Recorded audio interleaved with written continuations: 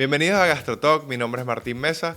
Quiero comenzar por saludar a todas las personas que nos dejaron un comentario en nuestro video anterior, en especial a Miraida, María Beatriz, Diana y Guillermo.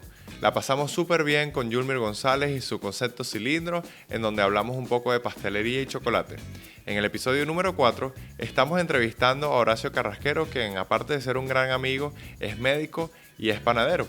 Y nos adentramos un poco en el tema de masas madres. En el episodio número 1 hablamos de panes sin masas madres y ahora en este episodio vamos a hablar de panes con masas madres, cómo incorporarlos y qué beneficios te trae usar masas madres. Tenemos muchos tips, el episodio está súper interesante, espero que les guste. Recuerden suscribirse, darle like, activar sus campanitas. Y bueno, esto es GastroTalk, la mesa está servida.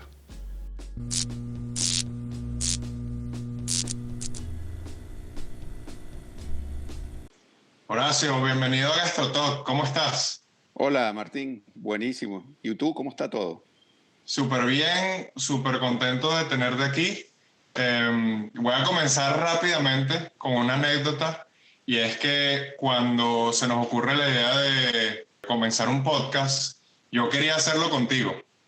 Y ahora, bueno, digamos que por alguna otra razón no me acompañaste, pero sí me dijiste, ahí estoy para hacer un episodio de Masas Madre. ¿Cómo estás? Excelente. Sí, tú eres un tipo más tecnológico que yo, por eso no te quería dejar solo en el camino, así que bueno, dale, pero aquí estamos, a No, lo que dale, quieras, ¿ah? y yo seré el tecnológico, pero tú eres el de conocimiento de muchas de estas cosas, así que súper contento de tenerte aquí, aparte de que eres un gran amigo. Claro que sí.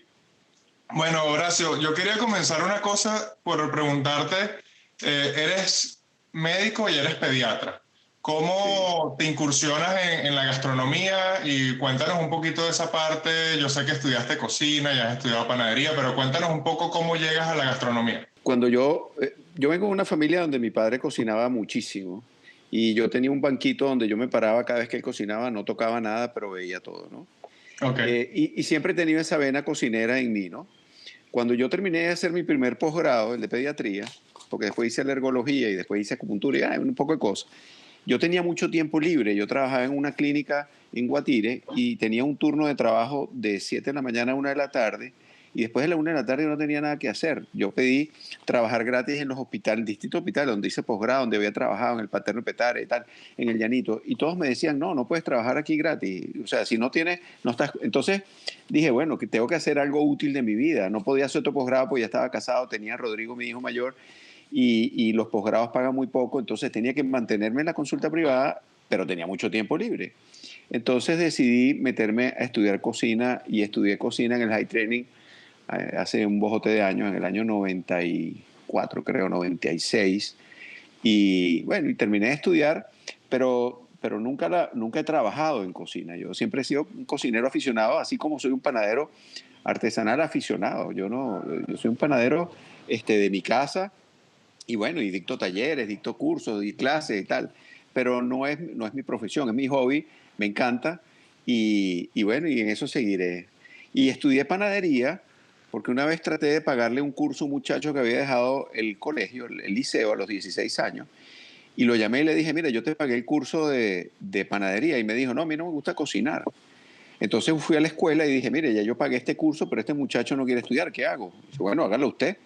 Y bueno, y tú sabes el resto, pues nunca me despegué de la panadería y desde hace como 12 años, creo que fue que hice el curso de panadería, pues he estado en esto investigando, haciendo pan, tratando de aprender cada día un poco y de enseñar lo que uno poco a poco humildemente va aprendiendo, ¿no? Buenísimo, nos conocimos en la escuela, en el GAP, Sí, claro. y desde ahí creo que siempre hemos mantenido una buena amistad. Una de las cosas que siempre creo que tienes tú es que eres muy científico. ¿Eso también viene por tu parte de médico o eso es algo nato en ti? Bueno, claro que viene de la medicina, ¿no? La medicina es ciencia y en la cocina, pues la ciencia y la gastronomía están juntos de la mano, ¿no? Y bueno, sí, eso me lleva a tratar de buscar siempre la razón de las cosas, ¿no? En medicina tú siempre tienes que buscar por qué suceden las cosas. Pues en panadería me dio por lo mismo y me da un resultado excelente. Este, los panes siempre bueno, siempre no, pero la mayoría de las veces quedan chéveres y uno trata siempre de hacerlo cada vez mejor. Pero tú sabes bien que la panadería artesanal no, el pan de hoy, cada pan es único, nunca te quedan dos panes iguales. Y si tú haces dos panes el mismo día con la misma fórmula y divides la masa en dos y los formas los dos, y los dos van a quedar diferentes. Exacto. Entonces, eso es hasta divertido. A veces es frustrante porque tú dices, bueno, no es lo que yo quería, pero bueno, pero sale pan, punto. Una de las cosas que yo quería hablar en el podcast, hacer pan, a tu modo de ver, es fácil. Cualquier persona puede hacer pan. Claro que sí, claro Sí. que sí. Bueno, yo soy un panadero artesanal, ¿no? Y Ujú, casero. Yo ujú. nunca he trabajado en una panadería, he hecho muchas asesorías, pero nunca he trabajado en panaderías yo como panadero. Entonces yo soy un panadero artesanal casero. Por lo tanto, mi experiencia se basa en mi casa, en mi temperatura, en mi ambiente, en mi horno. Y cuando doy talleres en otras casas, a veces me gusta ir antes a ver cómo es el horno y les hago preguntas sobre el horno y cómo es la cosa, dónde viven, porque hay muchas cosas que varían, ¿no? Y sigo siendo un aficionado, siempre seré un aficionado porque uno cree que cuando hace pan se la sabe, ¿no? Pero no siempre los panes te quedan igual porque hay muchos factores que influyen porque es panadería artesanal. Si fuera una panadería industrial, tú controlas todos esos factores que influyen y los modificas con un aditivo químico. Pero sí, cualquier persona puede hacer pan. En esta cuarentena me di cuenta que muchísima gente que nunca en su vida había hecho pan me escribió. Hice varios talleres de amigos y familiares por Zoom y era increíble porque la gente nunca había tocado una masa y le salían unos panes excelentes, chéverísimos. Yo sí me di cuenta de eso. De hecho, acá no veo, estoy en Estados Unidos y no veo, en Florida no veo tanta cultura de hacer pan, digamos. De hecho, uno va a los automercados y la calidad de las harinas no es la mejor. Ujú. Y ahorita, durante la cuarentena, también esos estantes estaban vacíos. Sí Sí. me, sí me ha parecido bien curioso y me encanta que el tema de hoy es masas madres naturales, que ha habido como un boom desde hace unos años en incursionar un poco más en las masas madres naturales. ¿Por qué tú crees que ahora, después de que hay, digamos, vino la época industrial y hay, digamos, está la levadura comercial o en pasta para hacer panadería, que uno puede hacer quizás un pan más rápido, ¿por qué ahora en esta época estamos Ujú. volviendo a nuestros inicios y buscando trabajar con masas madres naturales? Pues yo creo que las masas madres naturales se han convertido como en una moda, ¿no? Se ha convertido como en algo elitesco. O sea, la gente habla en unos términos rebuscados, complicados. La gente se pone pomposa, se infla cuando dice un pan con masa madre. Y resulta que la masa madre no es difícil. Además, perdón, la industria se ha dado cuenta que eso vende, ¿no? Entonces, en España hay un lío formado porque las panaderías industriales han puesto panes de masa madre o panes con masa madre y los panaderos artesanales que conocemos bien, Iván, Xavier Barriga, todos ellos, que hacen panes realmente artesanales con masa madre, se han quejado porque dicen, bueno, ¿cómo que masa madre? ¿Dónde está la masa madre? Y eso se ha convertido entonces en un problema, igual que los panes integrales.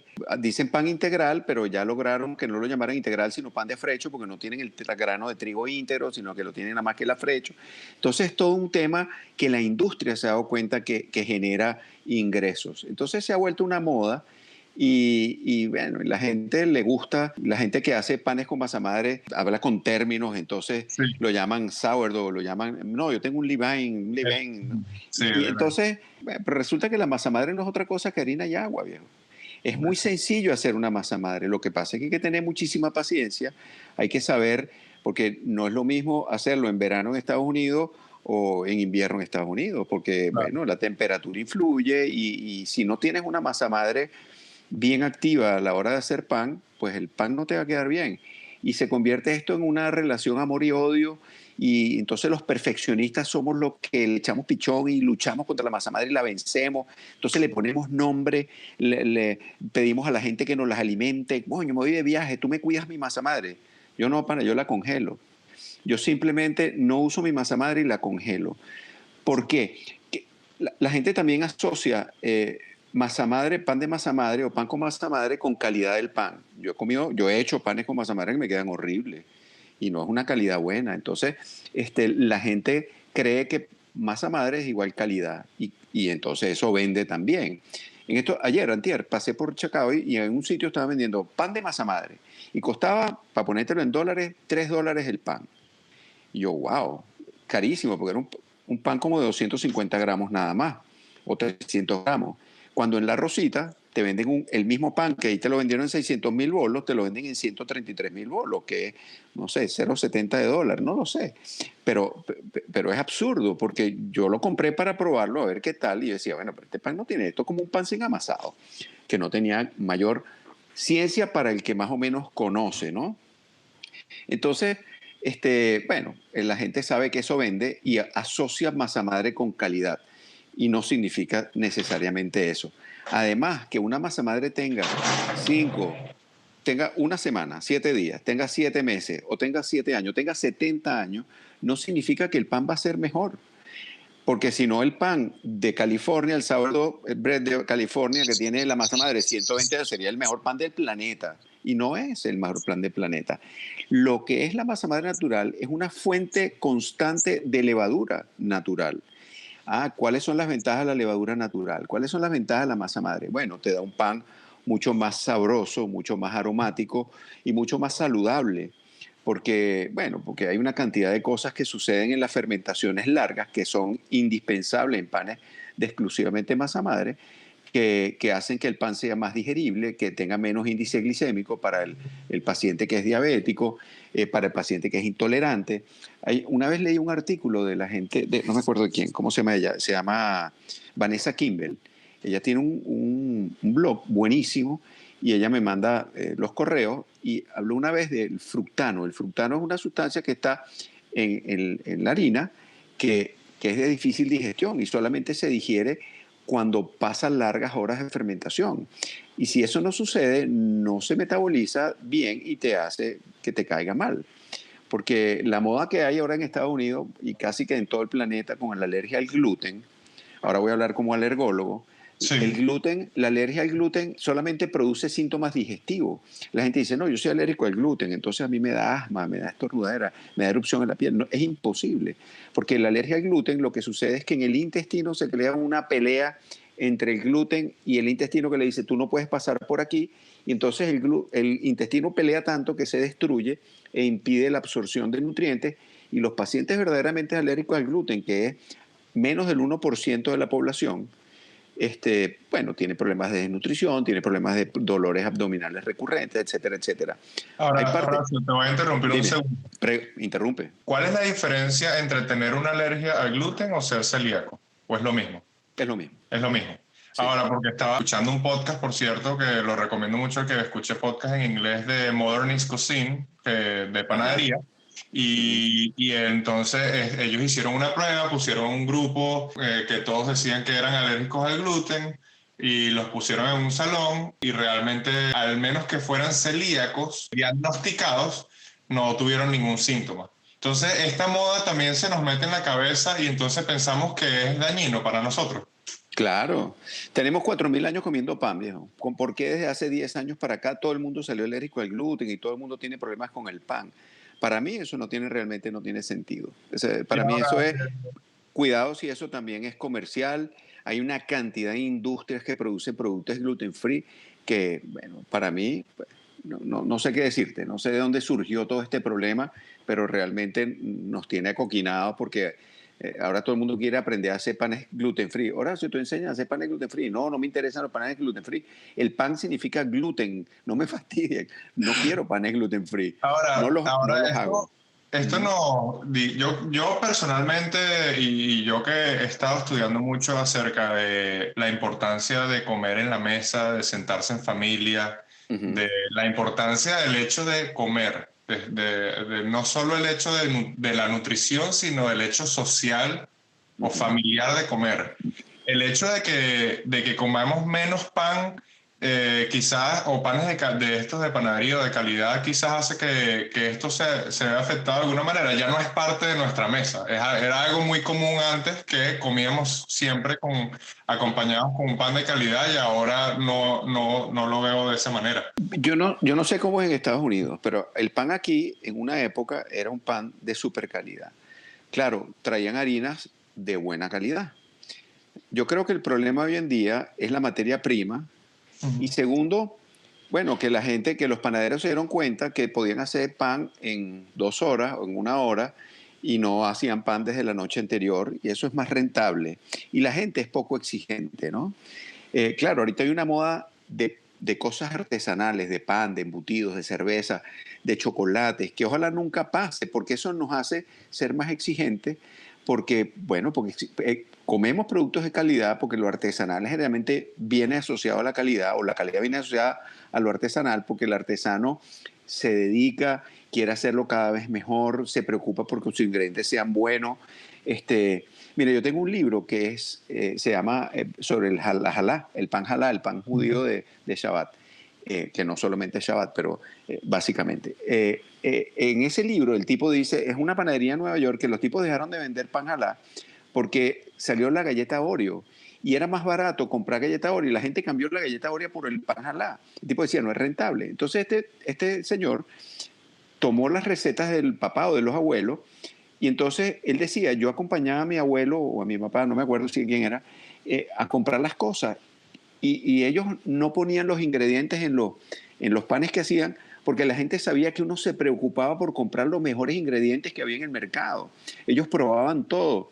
Yo voy aquí al mercado y le digo, déjame probar la mantequilla. Si está rancia, me sabe raro, no la compro. Yo Ujú. huelo todo y trato de probar todo antes de comprarlo. Y el que me vende la harina, generalmente él me da, cuando le llegan lotes nuevos, me dice, aquí tienes 1 kilo, pruébala y dime qué te parece. Ok. Y hace un tiempo echó para atrás una harina turca que venía, que era un desastre. Yo le dije, mira, mana, eso ni para galletas sirve. Bueno, esa es mi opinión. Total es Ahora, que, ajá, eso viene con el conocimiento, porque a mí personalmente, obviamente, quizás siempre me ha gustado comer bien, comida en general, pero entonces, o yo pensaba, y entonces me meto a estudiar panadería, y cuando ya comienzo a hacer mis propios panes, que me estoy dando cuenta de las calidades, ya no puedo comer un pan que no tenga buena calidad. Y lo mismo me mm, pasó con el café y después con el chocolate, y así uno va hasta que uno va, digamos, no solo conocimiento, sino uno va ajustándose a saber a disfrutar o le es más placentero a uno esa calidad. Y claro. eso viene con el conocimiento. Mira, yo el primer pan que yo hice en la escuela, yo nunca en mi vida había tocado una masa, nunca había hecho pan. Hicimos canilla. Yo dije, bueno, pero si yo que nunca he hecho pan soy capaz de hacer este pan, ¿por qué en las panaderías hace un pan tan malo? Y eso fue hace 12 años. Y el pan, hay sitios muy específicos donde yo puedo comprar pan. Yo no compro pan en ningún lado en Caracas, sino en este de la Rosita que queda en la Campiña, y es el único pan que yo realmente compro, porque el resto lo hago, pero si me paso por ahí, me tropiezo y voy y lo compro y me encanta porque es un pan que tú sabes que es bueno y es un pan que debe tener un pie, debe tener masa madre y deben hacerlo desde la noche anterior a fermentar y después lo meten en el horno. Yo no conozco al panadero, creo que se llama Joao, no sé qué, pero yo estoy seguro que es un tipo que se dedica a hacer, porque ese pan tiene historia, mucha historia, y no han disminuido la calidad porque de verdad que pero es el único, ¿sabes? Bueno, la Florida. Y lo otro que está para comentar también es eso que acabas de decir. ¿Eres capaz de ir hacia otra zona teniendo cuántas panaderías? Yo sé que donde tú vives tienes infinidad de panaderías cercanas y te vas hasta la campiña a comprar ese pan. Sí, porque donde yo lo compraba antes, ya primero, como todo está regulado y tal, entonces le bajan la calidad, lo hacen rápido, no se dedican como se dedicaban antes. Y eso es un problema, pero bueno, el negocio de ellos es vender pan. Cuando uno es artesano, uno creo que lo último que pone es el negocio. Uno dice, haciendo esto, pues el beneficio vendrá de alguna manera. Así Claro. que yo seguiré haciendo pan en mi casa y no me cansaré de hacerlo, porque yo semanalmente, bueno, ya todos los días no, pero por lo menos 2 veces a la semana yo hago pan. Y si hago pan, lo congelo y vaya un consejo a los que están escuchando, el pan se puede congelar y queda en cualquier estadio, desde masa a formado, a cocido, a precocido congelado. Eh, Eso sí, si es cocido, tiene que estar completamente frío antes de congelar para que no haga cristales con el vapor que todavía le queda dentro si está caliente. Ok, entonces vamos por cierto, te voy a comentar que en el primer episodio del podcast, si no lo han escuchado, escúchenlo. Estuve entrevistando a Ronald Arias y Ujú. repasamos la parte básica del pan, que es gluten, y los 12 pasos básicos para hacer, que lo llamamos el método directo, para hacer panes sin masas madre. Entonces ahora Ujú. vamos, y de hecho comentamos también un poquito de masas madres con levadura. Ahora vamos a adentrarnos entonces un poquito más en la masa madre natural.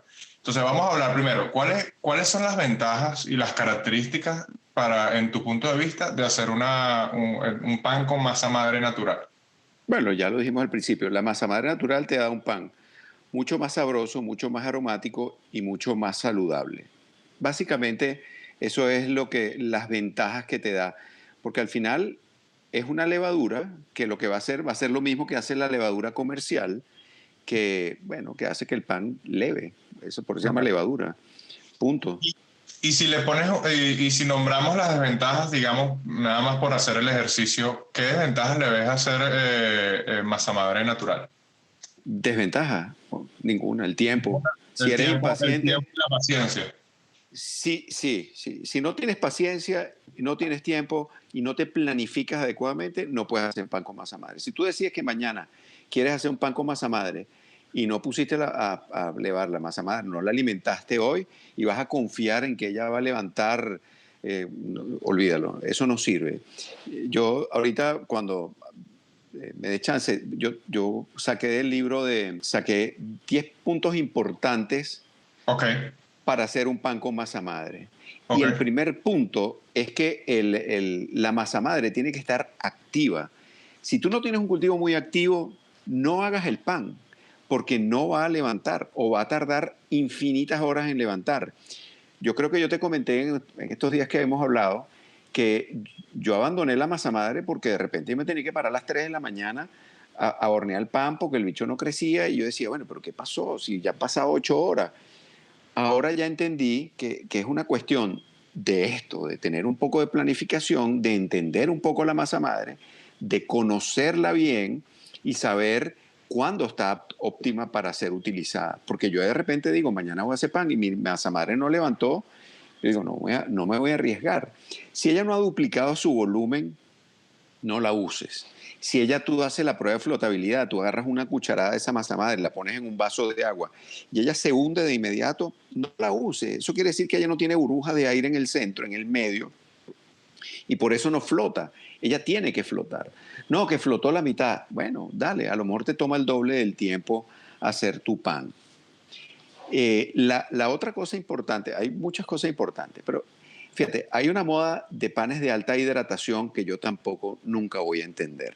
Estas personas o estos panaderos que en las redes sociales dicen pan de alta hidratación, esos tipos tienen harinas de 14% de proteína.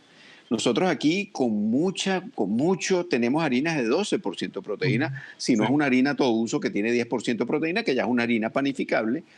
Entonces, no vamos a poder hacer nunca un pan de alta hidratación por encima del 70-80%. Ahorita me llamó una alumna, me dice, ay, Horacio, mira, mi sobrino que vive en España está aquí y quiere que le haga un pan cristal.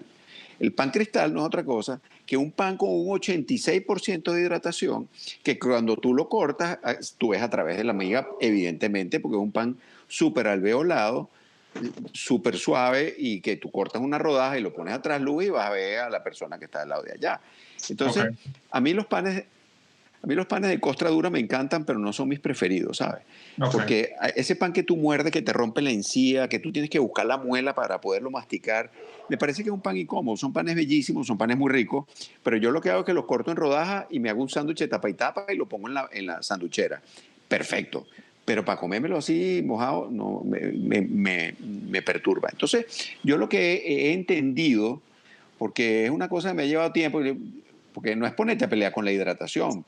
Si yo voy a hacer un pan, yo lo que hago es que busco la hidratación suficiente para que yo primero me sienta cómodo con la masa manejándola y Ujú. después que sea manejable, porque ciertamente estos panes son de alta hidratación, hablando, porque generalmente los panes de masa madre la gente los asocia con panes de alta hidratación, panes de costra, unas hogazas grandotas de medio kilo, 1 kilo, unos panes así bellísimos y tal. Que después voy a hablar algo sobre la temperatura y que es importante. Y estos panes, pues yo lo que hago es que busco la hidratación que me es cómoda para manejar la masa. Y he descubierto recientemente, mira que tengo tiempo en esto, que lo que llaman stretch and fold, que es que tú estiras la masa y la doblas Sí. cada media hora, eso le da una fuerza a la masa increíble. Y tú vas viendo cómo se va modificando la estructura de la masa.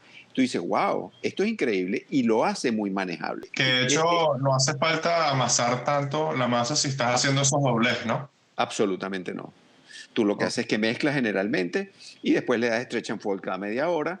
Claro, yo ahorita recientemente, porque tú sabes el libro que tengo, recientemente que lo publiqué en mi Instagram, que me lo regalaron hace 3 meses, no me acuerdo cuánto, 4 meses. Ese libro me cambió la existencia, porque antes yo usaba una regla que había por ahí, que por cada gramo de levadura son no sé cuántos gramos de masa madre. Entonces tú usabas de masa madre una pizca. Y entonces, Sí. no, que eso va a funcionar. Claro, funciona. Entonces, vamos a hacer cuando tú haces masa madre, Uh-huh, dime tus pasos de hoy, Horacio, uh-huh. 2020, ¿cómo estás haciendo tus masas madres? Y danos un poquito de esos paso a paso, digamos, primero mezclas harina y agua, ¿usas algo de azúcar? Nada, Nada de azúcar. cero. Explícame un poquito cómo haces ese proceso, Uh-huh. después cómo la mantienes y después cómo se le incorporas al pan. Bueno, hacer una masa madre, tú agarras una cantidad X de agua, pone tú 50 gramos de agua y pones 50 gramos de harina. Eso lo mezclas y lo Ujú. dejas tapadito ahí a la intemperie, al aire, no en nevera, fuera de la nevera, en el sitio más fresco de tu casa si tú quieres, y tú lo dejas. Yo lo dejo aquí en la cocina. Lo pongo encima del mesón y ahí la dejo. Ok, Al día siguiente le pongo otra cantidad de agua y de harina y lo vuelvo a mezclar y así voy. Le pongo ok. todos los días un poco. Hay gente que le saca, hay gente que le saca y le pone lo que le sacó. Yo, bueno, lo que pasa es que ya la mía tiene 2 años. Pero ¿cómo la hice? La hice así, pues no le saqué nada, simplemente le fui poniendo y a la semana, claro, le pongo poquito y de poquito en poquito tú vas llenando tu frasco y a la semana ya tienes una masa que cuando tú la alimentas la siguiente vez se infla bastante. Ok. ¿Cuándo? Cuando, O sea que básicamente la harina es la comida de esas bacterias que se están formando en esa masa madre y cada vez que le das ella se emociona y crece. por supuesto, Ok, tú la alimentas porque ya se gastó todo el azúcar que había ahí y ya no tiene más nada, ok.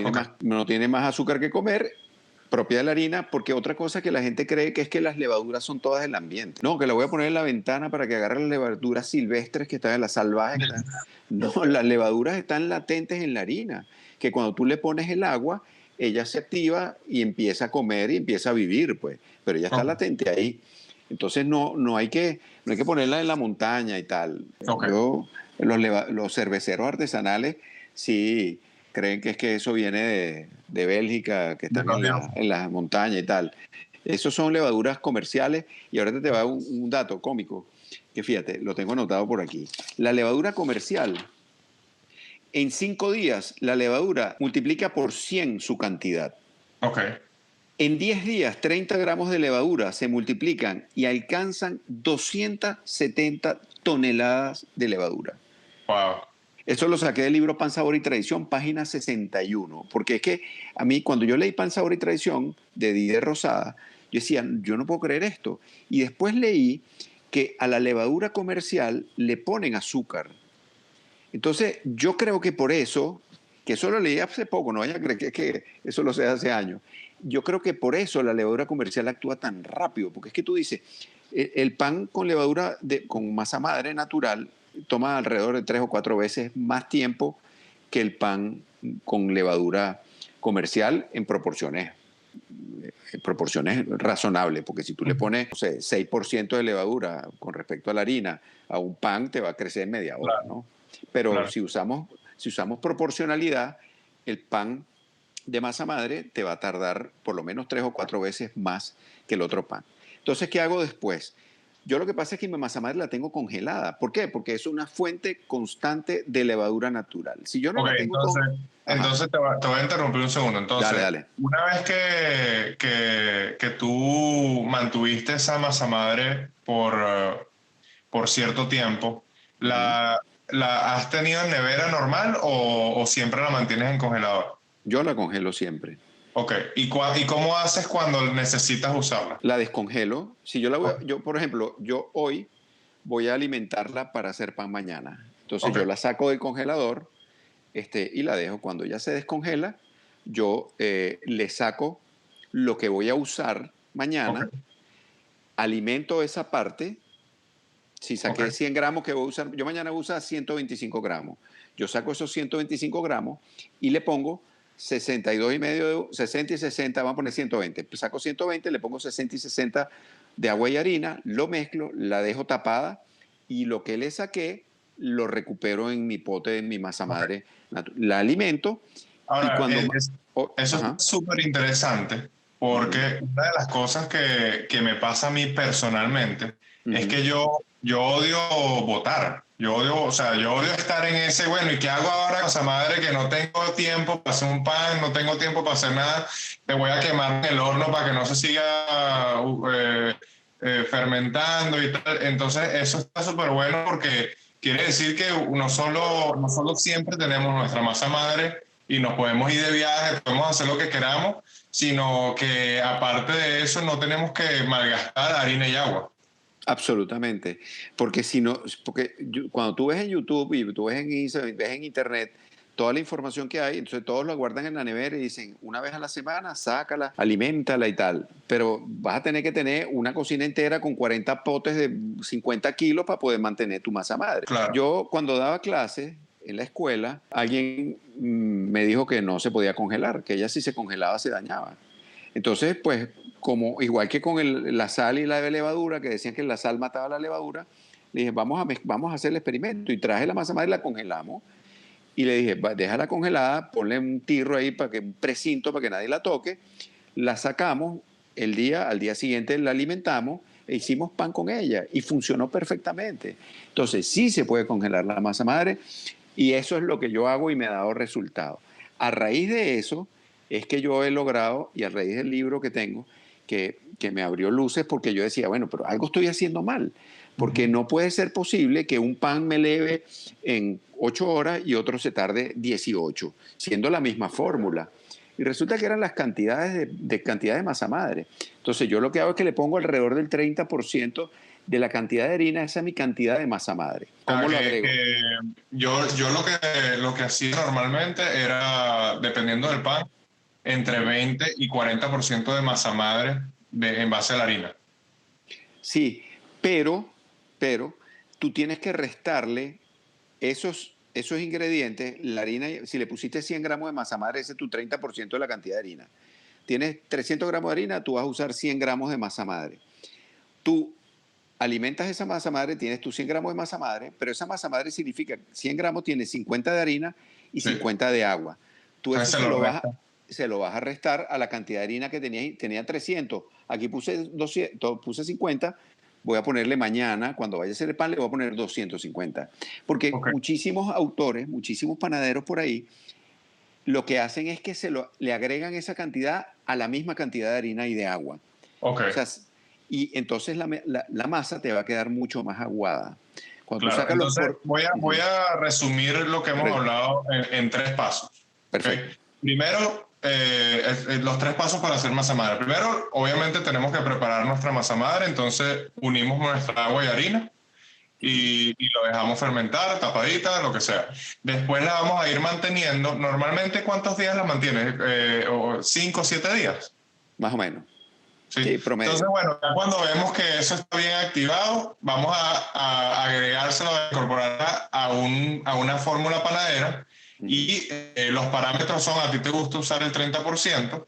de la fórmula de Más o harina, menos. en base a la Sí. harina, y siempre cuando se le incorporamos o cuando ese sería el tercer paso, le llamamos siembra, Vamos a restarle los ingredientes de esa masa madre a nuestra fórmula panadera o a nuestro pan para que eso no nos afecte la hidratación de nuestro pan. ¿Estamos bien? Eso es como yo lo hago. Vas a Ok. conseguir tantas opiniones como panaderos hay probablemente. Hay quienes No, compartirán. y que es interesante porque parte de lo que es hacer pan es probar. Claro. Y quizás no todos tenemos las soluciones, pero tenemos que ponernos nuestra bata de científico y comenzar a probar. Yo te voy a decir, una de las cosas que me ha pasado a mí mucho es que todas mis fórmulas y todas mis recetas de panadería son de Venezuela. Y cuando yo vengo a Estados Unidos, no me funcionan. No. Entonces, muchas veces, si estoy haciendo panes con levadura comercial, tengo que incluso a veces hasta doblar la levadura porque no me fermenta en los tiempos que yo normalmente tengo.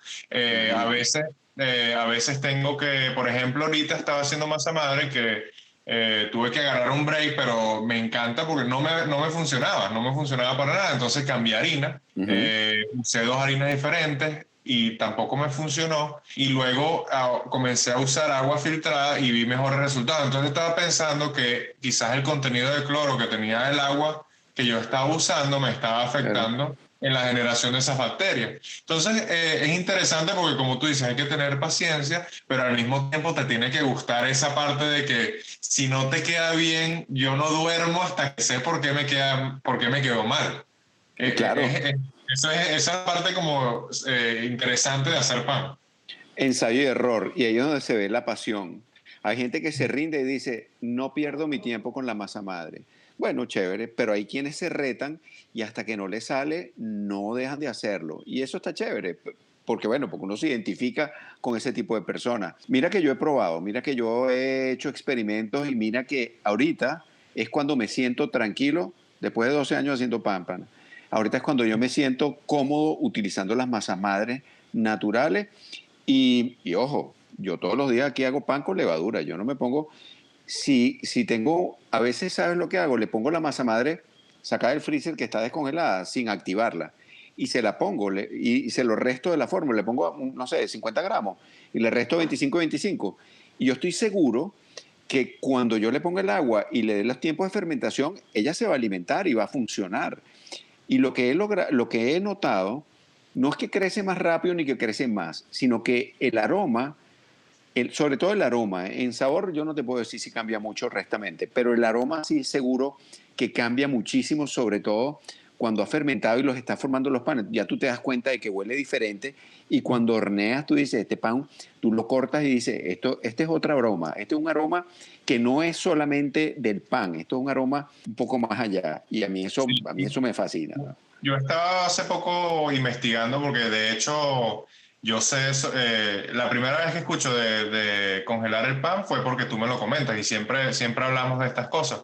Y cuando me pongo a investigar, había de hecho una persona que le escuché en un podcast decir que hay veces que quizás él saca la masa madre del congelador, la descongela en 1 hora, el tiempo que tome descongelar, y la usa y simplemente agrega un poco de levadura y esa levadura, ese poquito de levadura, y de hecho los porcentajes, me acuerdo bien claro, son 0.5% de levadura, que normalmente no es lo que usamos para hacer un pan. Un pan normalmente que un 1.5 o 2% de levadura. Entonces, un poco de levadura y esa bacteria o esa masa madre ya agarra forma otra vez. Y quizás, obviamente, quizás no te aporta tanto en la parte del levado, pero sí te va a aportar esos aromas y ese sabor que buscas con la masa madre. Claro que sí. Mira, otra cosa cuéntame un poco de esos puntos que tenías. He notado que yo sé que están interesantes. Cuéntame. Para allá iba. Después de la hidratación, que te da la fuerza de la masa, cuando tú la masas, que le das la stretch and fold, que tú le ves que aquella masa empieza a coger forma. Importante es, la temperatura. Claro, aquí la temperatura promedio en Venezuela es diferente a Estados Unidos. Si tú estás en invierno, pues el pan te va a costar una barbaridad que fermente, entonces tienes que buscar un sitio cálido poner, no sé, ahí hacer una cámara de Que fermentación y que tal. de hecho te voy a comentar de una vez, a veces hasta ni es tan importante. El tema aquí es que estamos en aire acondicionado en todas las casas y entonces, y normalmente la temperatura del aire acondicionado, al menos que queramos pasar calor, no es muy cálida. Claro. Entonces eso nos ayuda a la fermentación. Un truquito que comencé a hacer yo fue que, y de hecho esto me lo dijo Antonio Portal, un amigo nuestro en común, que nada, que simplemente la pusiera en el horno y prendiera la luz del horno. Claro. Y eso, ese bombillo, y a veces abre un poquito la puerta para que tampoco esté tan caliente, ¿no? Pero incluso ponerla en el closet o lo que sea, pero buscar esa zona en donde la temperatura es apta para que esa masa madre crezca. Bueno, fíjate que ayer me llamó una muchacha que vive en Los Ángeles y estaba haciendo, no sé, un poco, yo le dije, no la pongas en el sol, no la pongas en la cocina, salte de la cocina y llévala al lugar más fresco de tu casa. Y me dice, no te imaginas, duplicó, aquello cambió totalmente. Claro. Y eso es súper interesante. Otra cosa, hay que tratar este tipo de masas, sobre todo las de alta hidratación, con mucha delicadeza.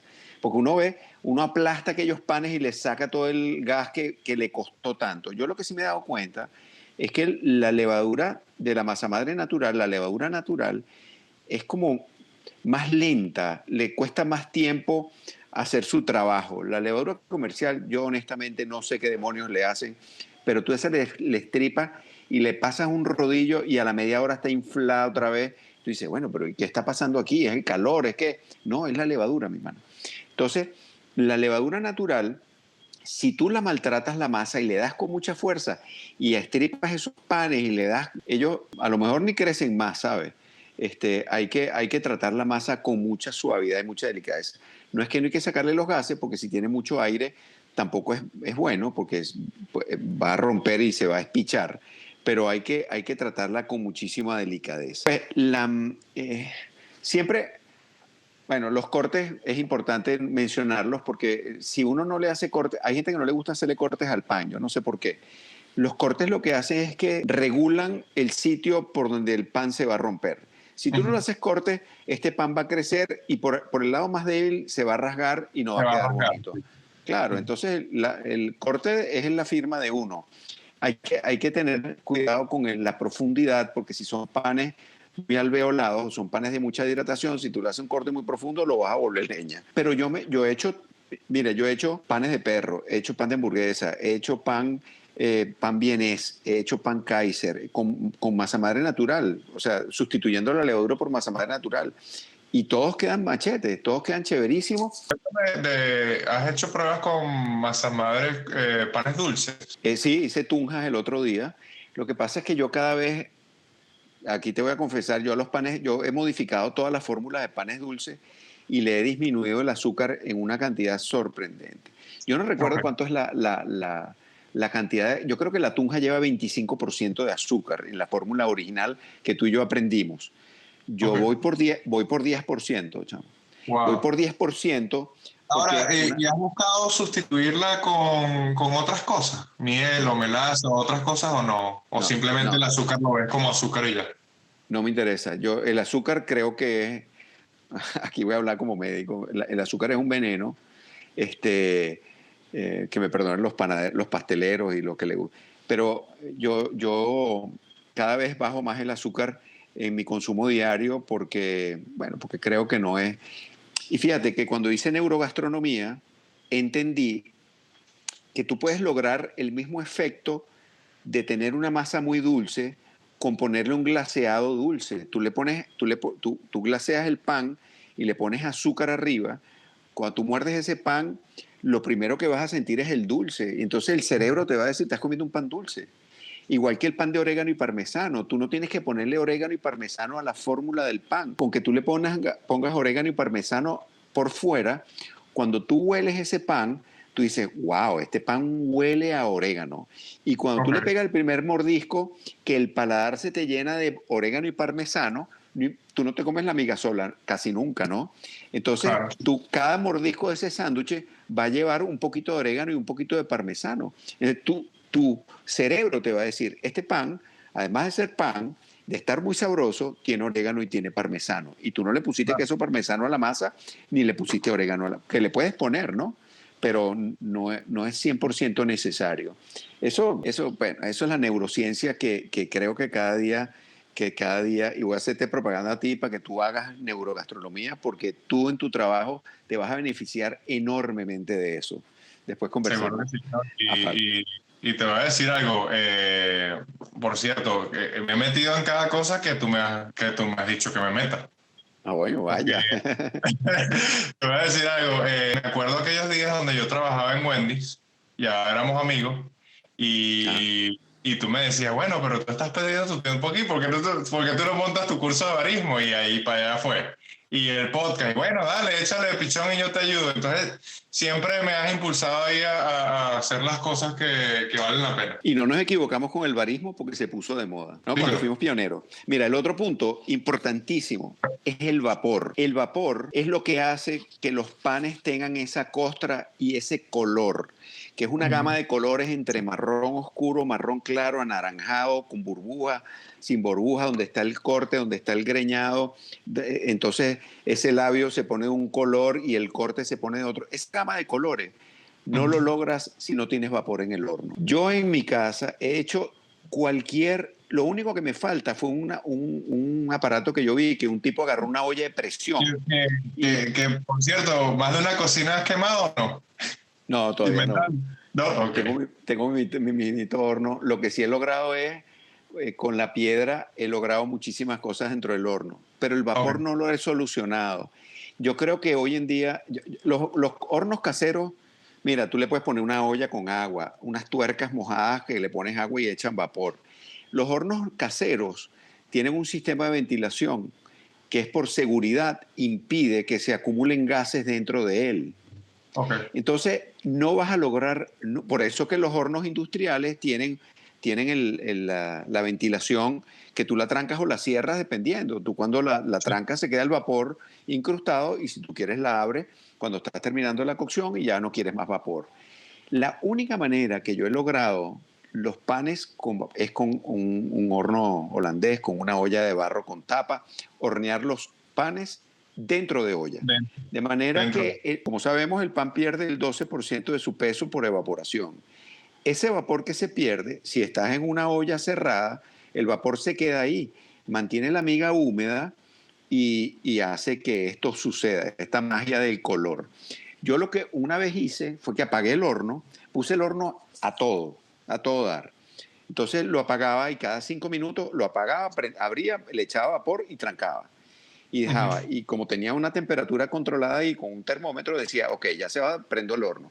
A los 5 minutos y en eso anduve, pero eso no es vida. Yo solamente he Claro. visto un horno de casa, que es un horno, es un cuisinar como de este tamaño, que es un hornito, que tiene una opción de vapor y tú no te lo crees, porque cuando prendes el vapor, el horno echa un vapor que tú no ves lo que estás cocinando. Y después de un cierto minuto, abre alguna válvula y limpia el ambiente de vapor y logras ver el pan. Entonces el vapor, me perdonan los que ponen ollas, los que rocían, los que le echan un vaso de agua en el fondo del horno para que vaporice, ese vapor dura en el horno segundos. No hay manera de que ese vapor funcione. Si uno ve los Ahora, hornos, ajá, has intentado poner tu pan directo en la piedra y taparlo? ¿Eso es lo que claro, hace? Eso es lo claro, que hace. claro, Ok. esa es otra Porque cosa. Yo también tengo, puedes ponerlo directo en la olla, pues directo en lo que estés usando. sí, claro. Yo la única manera que he logrado el vapor es tapando el pan con algo. Yo pongo el pan sobre la piedra y yo tengo una campana de barro que me Mm. hizo una persona y esa campana de barro se lo pongo. Perfecto, eso es lo mismo que estar en una olla. Pero de Ok. otras he probado absolutamente todo, pana. Y créeme que yo particularmente pienso que el vapor, la única manera de lograrlo es así. O con un horno industrial que tenga la opción de vapor. Si tú has visto Claro. hornos, yo he visto varias panaderías y los hornos rotatorios, que tú metes la bandeja, el carrito bandejero y lo levantas y le das vuelta. Y cuando tú le pones vapor, tú no ves el carrito. Eso está en una nube No. de vapor adentro durante el tiempo que tú le programes. Eso no lo logras tú en el horno de tu casa. Entonces, lamentablemente, por eso es que los panes quedan un color marrón grisáceo, yo no sé, es un marrón que no es el que cuando tú haces un pan sin amasado o un pan que lo metes en olla o lo tapas, es un color totalmente diferente. Ahora que estás comentando esto, ¿qué diferencia ves entre los hornos de gas y los hornos eléctricos? Coño, el horno eléctrico es más constante la temperatura. El horno de gas depende de donde vivas. Si haces un pan a mediodía donde todo el mundo abrió el gas porque todo el mundo está cocinando, probablemente el horno, la temperatura varíe mucho. El horno eléctrico, la temperatura la puedes mantener más constante. Y otra cosa que he hecho es que ahora a uno le enseñan que los panes, no sé qué, de 180 grados, 350, no menos de 400 panes. Yo los panes de costra, no menos de, casi que todos mis panes le meto 400 grados desde el principio, porque ese spring, ese choque, el pan crece en el horno, la gente cree que es por la levadura.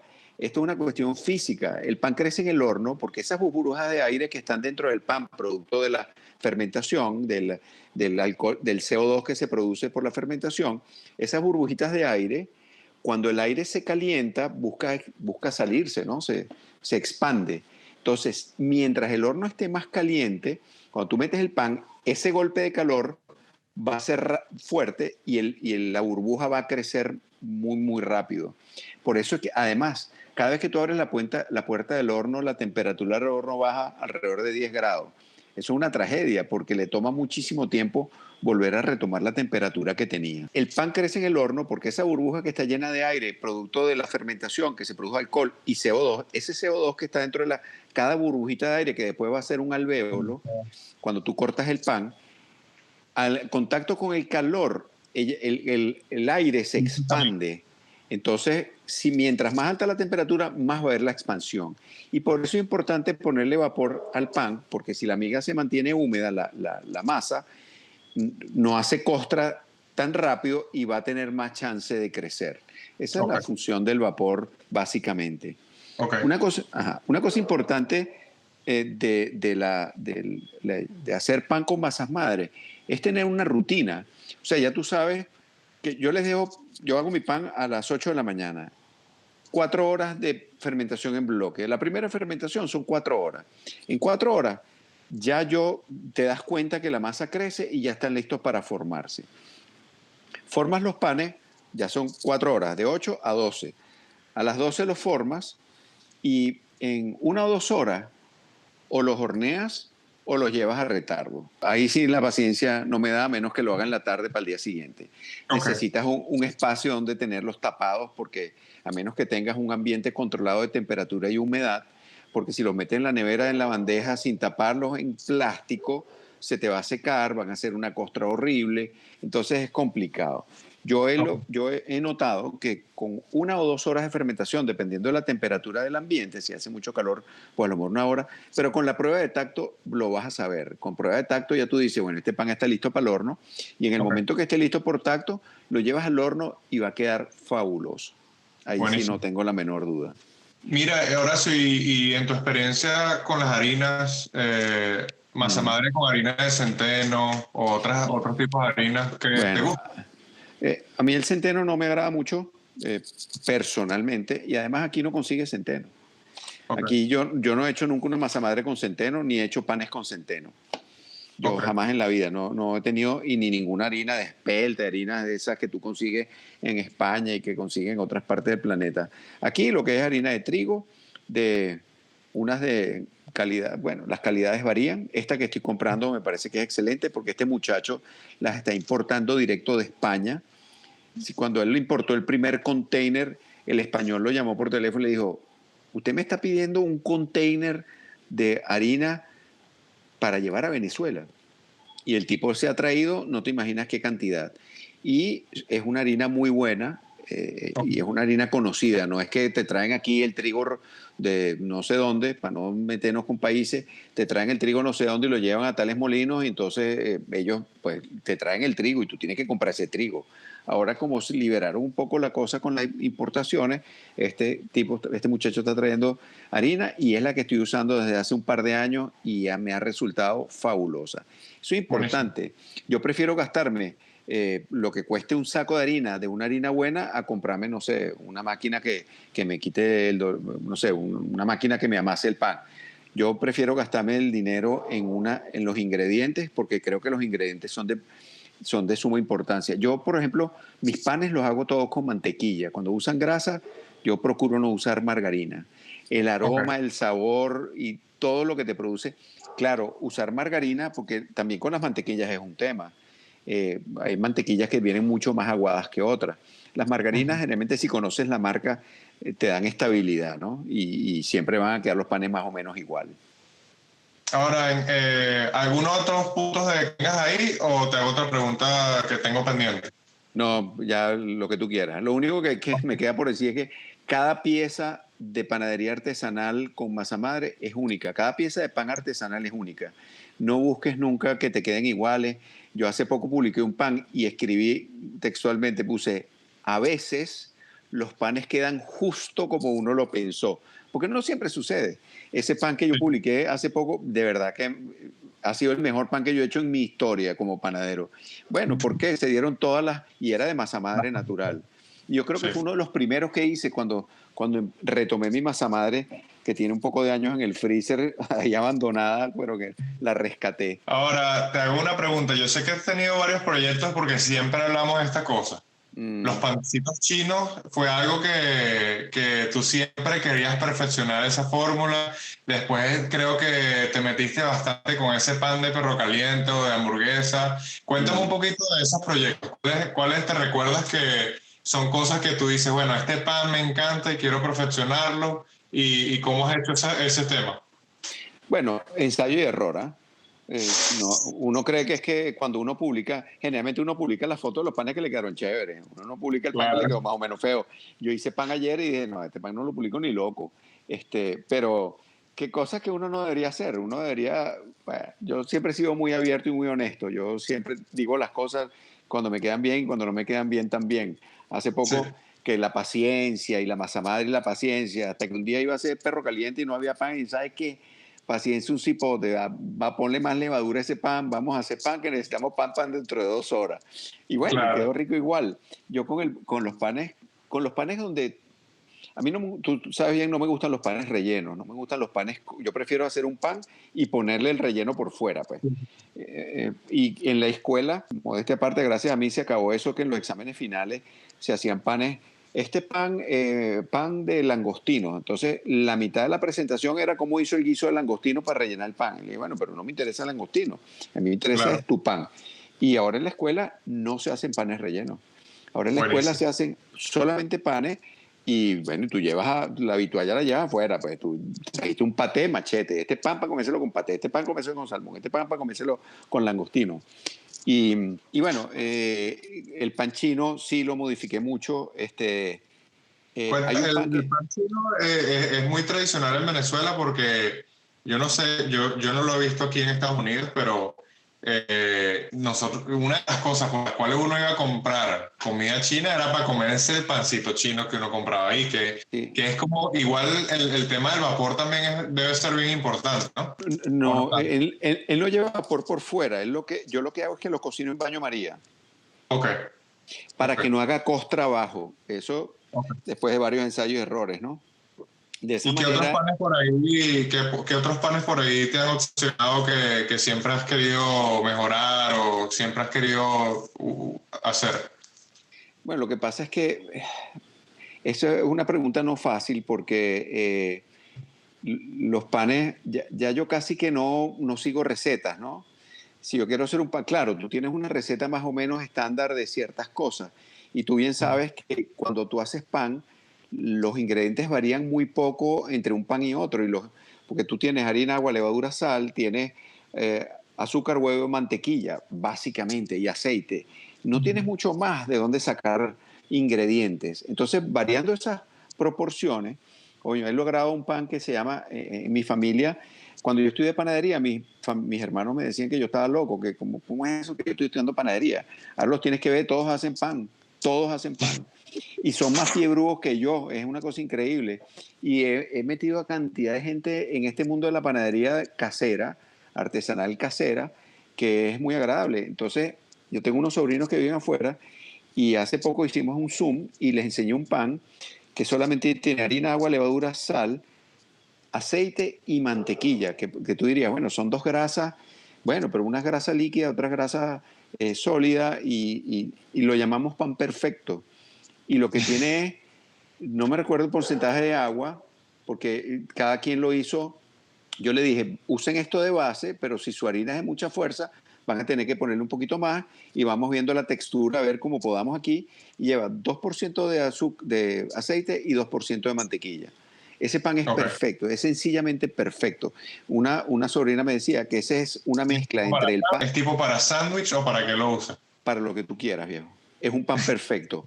Es una mezcla entre, es un intermedio entre el pan sin amasado, que es de costra, suave y tal, y un pan vienés, que es un pan que tú lo conoces, que es uno de los panes preferidos cuando doy los talleres y que es uno de mis panes preferidos porque es muy versátil, porque le pones dulce y queda bien, le pones salado y queda bien, no te rompen las muelas, es muy sabroso. Entonces, este pan es un intermedio entre el pan sin amasado y el pan vienés, por eso lo llamamos pan perfecto. En la familia quedó como pan perfecto.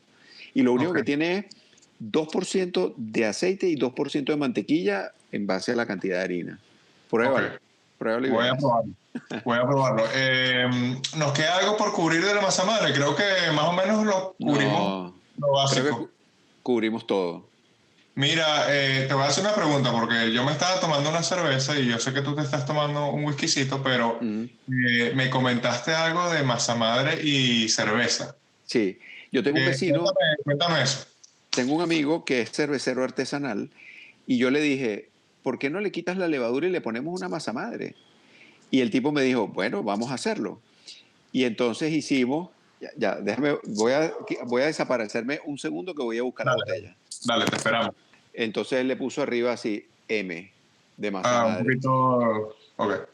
Esa cerveza fermentó fabuloso. Él me dice, Horacio, yo no lo puedo creer. Y yo, bueno, ¿por qué no lo vas a poder creer? Lo que hiciste es que cambiaste la levadura por masa madre. Lo único que, eso se llama lambic. Hay un tipo de cerveza, yo no sé, yo hice una vez cerveza artesanal, pero no sé. Él me dijo, esto es como una lambic, pero la lambic creo que cuando la hace le ponen también harina de trigo. Pero Ok. es una cerveza artesanal un poquito ácida, pero lo impresionante, bueno, no impresionante, yo me esperaba que esto iba a pasar. Bueno, fermentó igualito que la levadura comercial, porque las levaduras de cerveza son levaduras comerciales, es la misma Saccharomyces cerevisiae. Lo que pasa es que los cerveceros tienen sus productores de levadura comerciales y los panaderos los suyos, pero es el mismo Saccharomyces que se usa en cervecería artesanal con sus bemoles. Ellos la sacan de, bueno, sus cultivos de Irlanda o no sé dónde demonios. Pero aquí sustituimos la levadura por masa madre y quedó fabulosa. Wow, está súper interesante. ¿Y Súper. te gusta esta cerveza es algo que tomarías o quizás necesitas perfeccionarlo un poquito? No, lo que pasa es que a mí me gusta la cerveza artesanal, pero no es que la tomo con regularidad. Ok, Entonces, yo no te puedo decir, yo no soy un catador de cervezas artesanales, yo no te puedo decir si esto, porque es más, él es la primera vez que él la prueba. ok. Este amigo mío me dice, Horacio, esta es la primera vez que yo la pruebo. Entonces, bueno, de ahí el lunes, hoy es viernes, el lunes le llevé más masa madre Ok. y hizo un segundo bache de cerveza artesanal. Bueno, ya probaremos cuál es la diferencia, ¿no? Bueno, pero está súper interesantísimo. O sea, primero que darte las gracias, Horacio, por acompañarnos. Me encanta hablar contigo. Aparte que cuando yo hablo contigo siento que siempre como que es un challenge. Horacio me trajo una técnica nueva. Ahora tengo que leer todos los libros porque si no, no puedo, porque tengo que estar al nivel de Horacio, pero siempre estás un paso adelante. Y bueno, gracias por todos tus conocimientos. Eres invitado número uno de GastroTalk, porque aparte ha sido parte de las conversaciones desde el principio. Y bueno, de verdad, muchísimas gracias. No, gracias a ti, Martín. Te felicito porque en poco tiempo lograste llevar a cabo tu proyecto y estoy seguro que darás mucho de qué hablar. Porque además también admiro todos los pasos que tú has dado, porque el que no te conoce cree que tú llegaste ahí gratis, pero yo sé la paciencia que has tenido para llegar a donde llegaste y toda la brega, pues. Así Bueno, que te felicito y sigue adelante. gracias, de verdad que gracias. Y bueno, síganos en nuestras redes, GastroTalk Podcast, en Instagram, Facebook, estamos en Spotify, estamos en YouTube. Y bueno, no me queda más que decirle que esto fue GastroTalk y la mesa está servida.